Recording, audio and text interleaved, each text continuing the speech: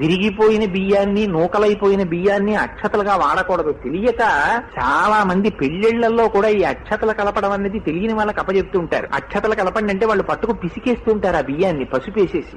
విరిగిపోతాయి బియ్యం. అలా విరిగిపోయిన బియ్యం ఆ అక్షతలు వేసేటటువంటి మహాత్ముడి అరిచేతిలోకి పడ్డాయనుకోండి, వాడి తపోశక్తి అందులో ప్రవేశిస్తుంది. ఎందుచేత అంటే వాడు లోపల సంకల్పం చేస్తాడు, వీళ్ళు దీర్ఘాయుష్మంతులై ఉండాలి అని కోరాడనుకోండి మనస్సులో, వాడు సంతతము భగవాను ఆరాధిస్తాడు కనుక వాడు చేసినటువంటి కోరిక అందులోకి వస్తుంది. అందుకని బియ్యాన్ని పసుపుతో కలిపితే అక్షతం అవుతుందని వాడి కోరిన కోరిక అందులోకి వస్తుంది. అది మూర్ధన్య స్థానం మీద పడుతుంది. ఇక్కడ పడితే ఇక్కడ సహస్రారమునందు పరమేశ్వరుడు ఉంటాడు, దాని ద్వారా అనుగ్రహం లోపలికెడుతుంది. ఇక్కడ ఏదైనా గండం ఉంటే ఆ గండాన్ని తొలగించి నిలబెడుతుంది అది ఆయన తపోశక్తి చేత. అందుకని క్షతము కాని బియ్యం వాడాలి, నడుము విరగని బియ్యాన్ని పసుపుతో కలపాలి.